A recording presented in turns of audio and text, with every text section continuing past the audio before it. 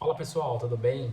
Pessoal, mais uma vez uma coisa que a gente ouve é uma objeção, na verdade, muito grande quando a gente está negociando um contrato de cidadania italiana é o valor é muito alto, isso é muito caro, é muito dinheiro, não sei se vale a pena, é só um papel, por que tanto dinheiro por este papel, né, entre aspas. Pessoal, eu acho que assim, não precisa, é até óbvio que a gente sabe que no geral, falar que um procedimento de cidadania italiana é um valor acessível para toda a população brasileira, de um país que a gente sabe que 95% das pessoas têm rendimentos de até 3.000, 3.500 reais, tá? É, a gente sabe até óbvio isso que realmente não faria sentido falar que não é acessível para todas as pessoas, né? Não vamos ser hipócritas.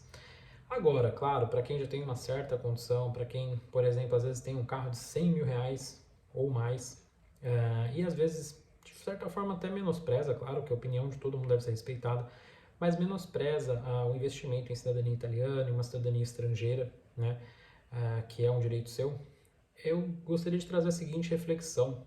Né? Claro, eu estou sendo aqui o mais sincero possível, não é porque eu trabalho com isso, mas eu gostaria até, se vocês discordam, que vocês comentassem.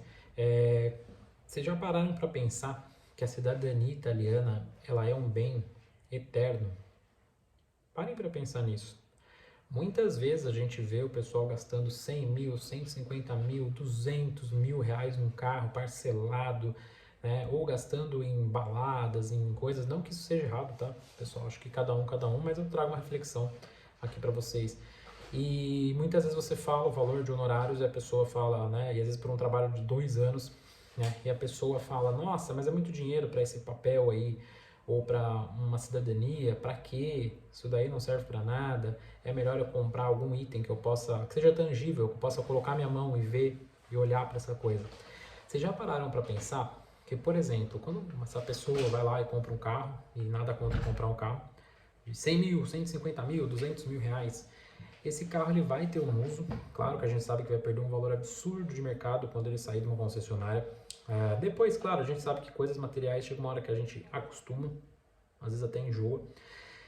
Vai perder muito valor, vai ter um alto custo de manutenção e vai chegar um momento que ele naturalmente vai ter que ser descartado. E a partir daí ele vai perdendo valor ao longo do tempo. Uma cidadania italiana, né, ou qualquer outra cidadania de outro país, uma cidadania europeia, ela é um investimento, assim como, por exemplo, quando a gente fala de investimento aí de repente para estudos no geral, né?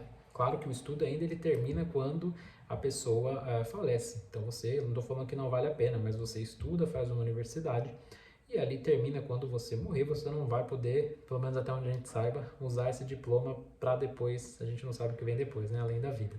Mas enfim, a cidadania, ainda mais que isso, quando a gente para pensar, a cidadania é algo que ela vai ser transmitida para todas as próximas gerações, sem, sem que isso seja interrompido, né? Bastando que você cumpra simples procedimentos ali. Então você tem ali a cidadania, vai passar para o seu filho, filho do seu filho, depois por assim em diante. Então é um investimento não só para você, mas para várias gerações. Então algumas gerações a gente nunca sabe. O mundo em séculos ele pode mudar muito. Tá? Antigamente a gente tinha uma mudança muito sutil. Nos últimos 2 séculos ali, começo de 800, 900 até 2000 e agora, a gente vê que em 10 anos o mundo ele é outro. Então imagine em séculos. Qual será a melhor opção? É melhor você ter mais de uma opção em termos de onde residir, trabalhar, né, entrar no mundo sem ser barrado, sem ser controlado, ou você ter menos opções? Façam essa reflexão e pensem que isso é para toda a sua vida, então é um investimento vitalício, diferentemente do carro, assim como um estudo, como eu falei, um investimento em estudos, mas mais do que isso, é para todas as suas próximas gerações, séculos e séculos e séculos. Já pararam para pensar nisso? Será que isso é tão caro mesmo?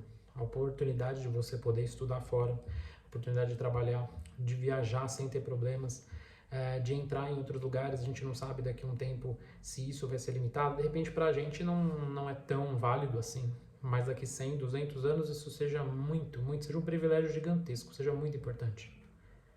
Assim como várias outras coisas no passado, o que nós achávamos que era uma bobagem, e hoje a gente fala, nossa, se eu tivesse feito, se eu tivesse investido e comprado mais imóveis aqui onde eu moro, hoje em dia é caríssimo, tinham tantos terrenos ali, eu poderia ter comprado, eu não comprei, né?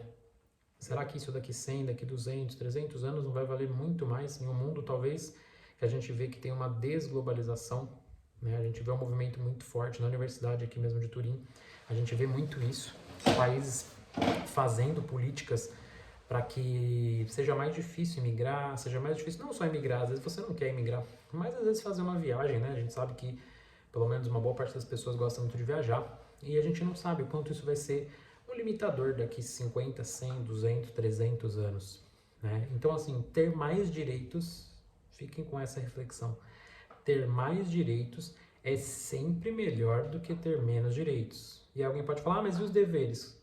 O único dever, que nem é um dever, porque não é obrigatório, é a pessoa voltar aqui. Mas não é obrigatório, diferentemente do Brasil. Então, assim, ter mais direitos é sempre melhor do que ter menos direitos. Imagina você ter mais direitos, não só para você, mas para suas próximas gerações.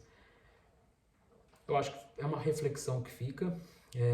E para todo mundo que pensa às vezes, sobre o valor, a gente sabe que para muita gente não é acessível, mas para quem é razoavelmente acessível, e às vezes a pessoa, como eu falei, investe em coisas muito mais caras e não pensa nisso. Porque aquele é um bem que às vezes ela vai usar há 5, 10 anos e descartar, né? Ou até menos, né?